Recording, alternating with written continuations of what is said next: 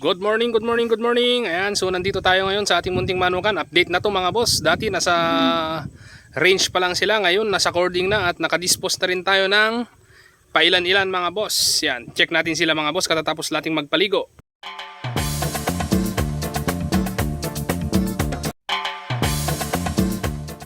Ayan sila mga boss. Ayan, yan na yung mga harvest natin. Ayan. Andyan sila, katatapos nating pinagliguan mga boss. Sa magaganda yung station nila. Yan, so nakadispose na tayo ng ano mga boss, ng siyam na piraso mga boss. Ayan, nakadispose na tayo. So ito yung mga huling ano mga boss, huling na harvest natin. Yung mga kinuha nila ay yung mga unang naglaban na mga boss. Ayan. So far okay yung stasyon nila, maganda yung palabas natin ngayon mga boss. Walang naging problema. Ang naging problema natin may mga nawala dun sa range.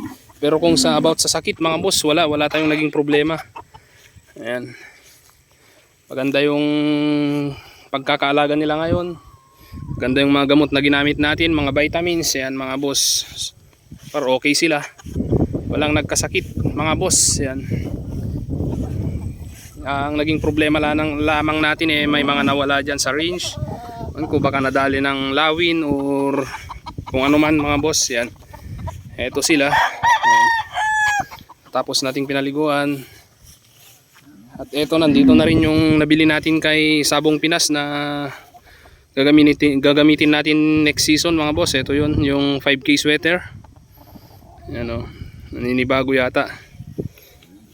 Ito na rin yung mga natirang panlaban natin mga boss. Ano, ito yung nabili natin kay Sir Bebot Monsanto na sweater din. Yan, naglugon na siya mga boss. So pinaliguan na rin natin. Gagamitin natin next season yan mga boss. Mahabol yan. Gamitin natin national ulit. Yan, yan mga boss. Oh. So far maganda yung istasyon nila.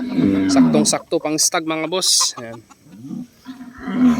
Meron na rin tayong pailan nila na na-dispose. So pinag-iisipan ko kung i-dispose ko pa ba to mga boss or ititira na lang panlaban. Kasi may mga imbitasyon din minsan mga boss. Kailangan din nating sumali para sa mga ano. Pero ang sure na sasalihan natin is yung elimination ng national banded mga boss, stag ng WPC. Yan, sure na sasalihan natin yun kasi naka-advance spot tayo dun mga boss.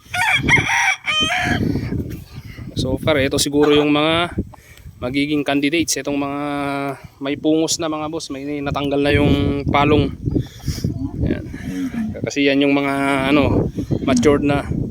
So kung makakalusot ka man sa semis, elimination, meron pa rin mga boss siguro yung mga huling naglaban. Yan. Sana pala rin ngayong season mga boss. Kahit umiscore lang ng konti mga boss, okay na yun. Mahirapan naman tayong harin yung champion na ano kasi 11 stock yun mga boss. Tsaka big time ang mga nandyan. Ang importante makasabay lang tayo mga boss, masaya na. Ayan. Sumabay lang yung mga manok natin, okay na yan mga boss. Bonus na kung i-score tayo ng maganda mga boss. Kasi alam naman natin so far, so mga big time yung mga kalaban dyan.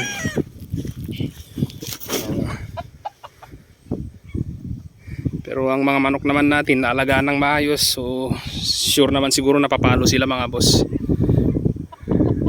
Ilan lang yung manok natin pero ang pag-aalaga naman natin maayos mga boss.